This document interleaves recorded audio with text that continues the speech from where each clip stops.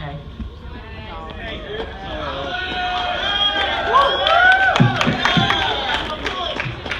So, my poem is called The Confession by Matthew Patrick. So, do you mind if I brag to begin with? Because when I was in high school, I was pretty cool because I was in the men's chorus. I know, those of you that aren't impressed are horrendously jealous of me.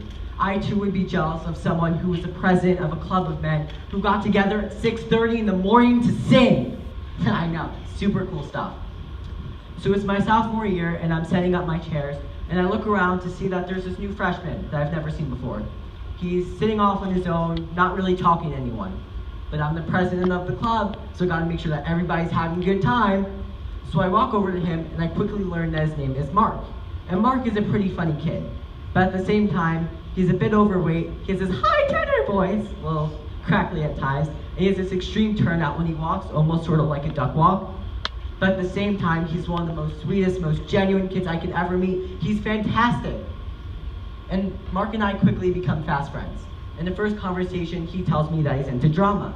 And me being a total drama geek outside being a total choir geek, I'm like, oh my god, we must audition for the fall show. I'll introduce you to everyone in the club, it'll be great.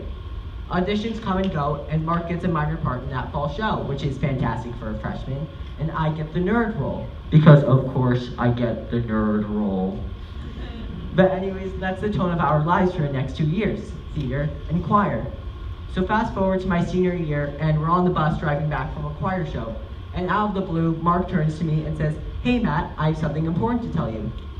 At that time, I look around to see that we just pulled to this all-you-can-eat Italian place. And I'm like, okay, cool, I'm gonna go eat some spaghetti, and we can talk about whatever you want afterwards, okay? Cool. So I start to walk up, and he pulls me back down and says, no, I have something important to tell you. And I'm like, okay, what?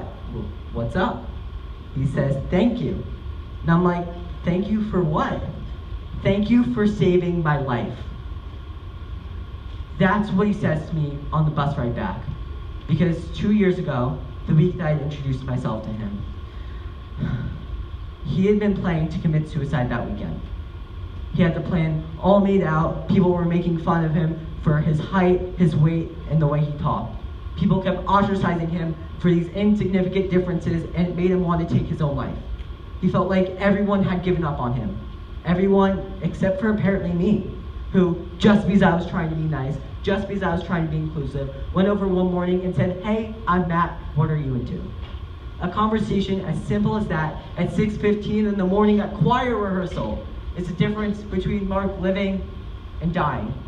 So if you see someone out there in your school or wherever that's constantly being tormented, who's a little bit different than the rest of us, go up to him or her, introduce yourself, ask them for their interests. Because for all you know, you might be saving a life. Thank you.